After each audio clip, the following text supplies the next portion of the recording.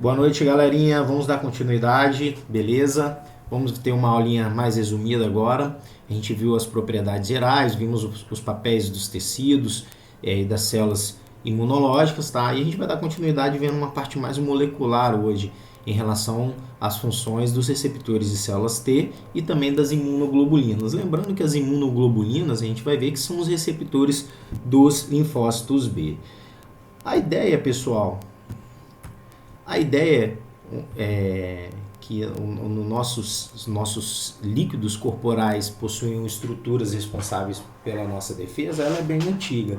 Muitos experimentos foram feitos para tentar identificar esse componente, que depois foi chamado de componente humoral. Tá? E essa descoberta ela ocorreu principalmente aqui por volta de 1890, tá? Com a primeira vacina contra a difteria. Esses dois pesquisadores, tá? O Emil von Berg e o Kitasato, eles realizaram experimentos com partes atenuadas da bactéria e da sua toxina, tá? E eles introduziam nos animais, depois retiravam o soro desses animais e faziam testes, principalmente em crianças. E com isso eles verificaram que existe proteínas, existem fatores circulantes do nosso corpo e esses fatores eles contribuem para os nossos mecanismos de defesa. Tá? E aí a gente tem aqui um grande impulso, tá, para as descobertas da nossa capacidade humoral através desses experimentos. Depois a gente tem uma série de outros pesquisadores, tá, que realizavam testes com outras doenças, outros agentes patológicos, tá, e eles contribuíram para o nosso conhecimento que a gente tem hoje. Tá? A gente vai ver a parte do que seria os anticorpos policlonais, o que é um anticorpo monoclonal, tá? E a importância clínica médica desse conhecimento. E aqui só para a gente relembrar, pessoal, aqui a gente tem o que seria um mecanismo de ativação dos componentes imunes ou das células imunológicas, tá? Então, estou colocando aqui. E aí, olha só, quero que vocês lembrem que a gente precisa ter uma apresentação de antígeno para a célula imune, tá? E a gente precisa ter a participação de um correceptor, um coativador. Somente depois da célula receber esses dois sinais aqui, tá, que ela vai ser ativada para desencadear uma resposta imune. Outra coisa que eu quero lembrar a vocês, alunos, é o que seria um fator imunogênico. O que seria esse fator imunogênico? O fator imunogênico é uma substância, um patógeno, é um organismo que não pertence normalmente ao nosso corpo, tá? Uma substância, um componente estranho ao nosso corpo, e esse componente ele tem a capacidade aí de ativar a nossa resposta imune. Então, a nossa resposta imune necessita de um sinal, tá? Um sinal proveniente de um receptor, tá? Que reconhece uma estrutura, que reconhece um antígeno, uma partícula viral, uma bactéria, tá? E uma coativação através de inúmeras proteínas que têm aí, são auxiliares do componente imunológico. Então, em cima disso, a gente vai ver exatamente a função aqui, a diferença entre esses receptores, principalmente entre os linfócitos B e os linfócitos T. Tá? Então, aqui a gente tem aqui também, tá? A gente tem algumas moléculas aqui, como a ECAM e a VCAM, também tem um papel grande lá no processo de infiltração das células, tá? No processo inflamatório. Nós temos quimiocinas também aqui, como a CXCR3 e assim vai. De um modo geral, pessoal, existem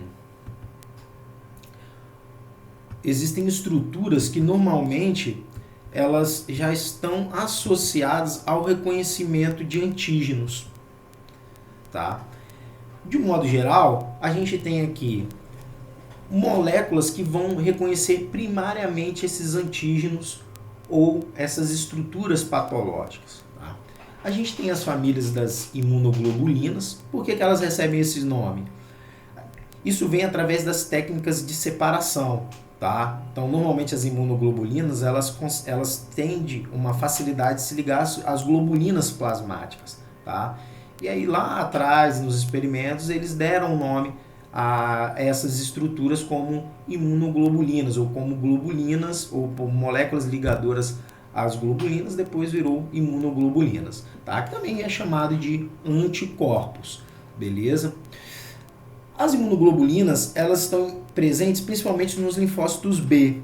Agora, os linfócitos T, eles possuem uma classe de receptores diferentes dos linfócitos B.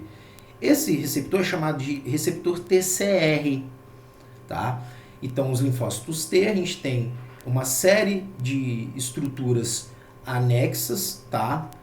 Que participam da ativação dessas células, enquanto no linfócito B a gente tem uma outra série de estruturas que vão participar desse processo. E aqui a gente tem as moléculas do complexo principal de histocompatibilidade. A gente vai ter uma aulinha sobre isso quando a gente estiver vendo a apresentação de antígenos aos linfócitos. Tá? De um modo geral, essas moléculas de histocompatibilidade, elas possuem duas classes, tipo 1 e tipo 2. A gente vai ver que as células apresentadoras de antígeno, elas ativam os linfócitos, como a gente já viu, através da presença dessas moléculas aqui, tá? Indicando a presença de um agente patológico, de uma célula, em determinada região do nosso corpo. Tá? A gente vai ver mais especificamente porque as imunoglobulinas elas são extremamente variáveis em relação aos receptores dos linfócitos T. De um modo geral, os receptores dos linfócitos T eles não são tão abrangentes como as imunoglobulinas. Nosso corpo possui a capacidade de produzir milhares e milhares de isoformas de imunoglobulinas diferentes. Enquanto os linfócitos T, o seu receptor é mais padrão, tá? Ele reconhece um número mais limitado de agentes patológicos, principalmente, olha só, galerinha, principalmente o linfócito T vai fazer o reconhecimento de peptídeos, tá? Principalmente peptídeos também lineares, a gente vai estar vendo isso aí. Enquanto as imunoglobulinas, elas reconhecem, pessoal, elas reconhecem um padrão ilimitado, tá? Ilimitado. Esse padrão ilimitado, nós podemos falar de lipídios, carboidratos, glicoproteínas, enfim, existem inúmeras moléculas que conseguem se ligar às imunoglobulinas. Os receptores dos linfócitos C são mais restritos, tá? E a gente vai ver o papel, a diferença em cima disso aí. Outra coisa interessante é que quando um anticorpo se liga a um antígeno, existem interações moleculares que ocorrem. Tá? Isso me dá uma constante chamada de constante de dissociação. Quanto maior a constante de dissociação, mais tempo esse antígeno permanece ligado à imunoglobulina. Então a gente consegue analisar a constância de ligação entre um anticorpo e um antígeno através dessa constante de dissociação. Então existem antígenos que se ligam mais fortemente aos anticorpos, tá? Ou esses receptores, e existem antígenos que eles se ligam mais fracamente, tá?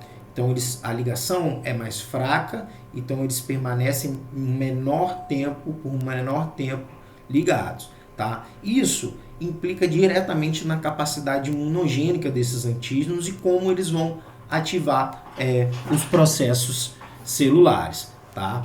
Então, a gente tem aqui as imunoglobulinas com um grau de dissociação maior em relação aos componentes gerais do que, por exemplo, dos receptores dos linfócitos T.